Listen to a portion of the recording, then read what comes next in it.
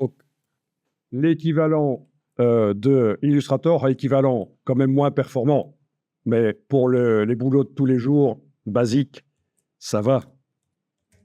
Affinity Designer. Donc, Affinity, ce sont des Indiens, mais ils sont basés en Angleterre. Bon, ça, c'est l'équivalent de InDesign, ça, c'est l'équivalent de Photoshop, et ça, c'est l'équivalent d'Illustrator. Au niveau des prix, c'est vraiment différent de Adobe parce que vous en êtes à 75 €, prix d'achat une fois pour toutes. C'est ce qu'on appelle une licence perpétuelle. Et ils font souvent des réductions où vous l'avez à 50 €. Voilà.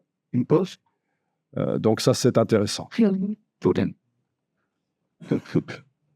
Mais c'est pas utilisé partout, en fait. Hein. C'est pas utilisé partout, donc voilà. Alors, ça risque pas de disparaître parce qu'on a toujours cru qu'en fait, ça allait être racheté par Adobe, mais ça a finalement été racheté par Canva. Donc, Canva a dépensé quelques centaines de millions pour acheter Affinity. Ça a été la grande surprise de début 2024. Voilà.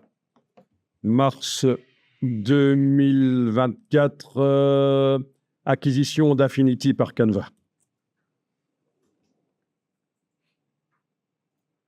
Donc, ça, c'est pas mal.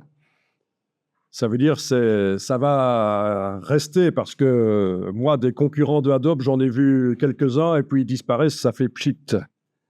Mais là, apparemment, ça va rester. Oui. Alors, Adobe a déjà racheté pas mal de choses, notamment Macromedia. Et ils ont intégré toute la technologie de Freehand, le logiciel vectoriel de Macromedia, c'était il y a 15 ans à peu près. Tout ça a été ajouté à Illustrator, en fait. Hein. Ça a boosté Illustrator au niveau des possibilités. Alors, vous allez voir qu'actuellement, Adobe on en parle pas mal en mal. On en parle beaucoup en mal, on va dire. Parce qu'ils ont annoncé dans leurs termes d'utilisateurs, donc les EULA, les End User License Agreement, ils ont annoncé qu'ils allaient entraîner leur intelligence artificielle au départ qui sont susceptibles d'entraîner leur intelligence artificielle au départ des travaux des personnes, y compris sur le cloud. Ce que les gens font et qu'ils mettent sur le cloud, sur leur cloud Adobe. Et donc là, pour l'instant, il y a plein de gens qui disent qu'ils vont quitter Adobe, qu'ils vont aller chez Affinity ou ailleurs.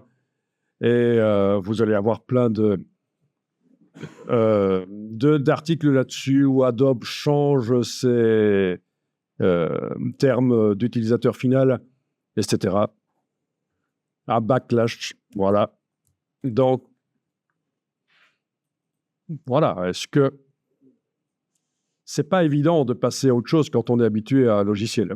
Ça demande de l'investissement. On passe pas comme ça de Illustrator à Affinity Designer en quelques heures.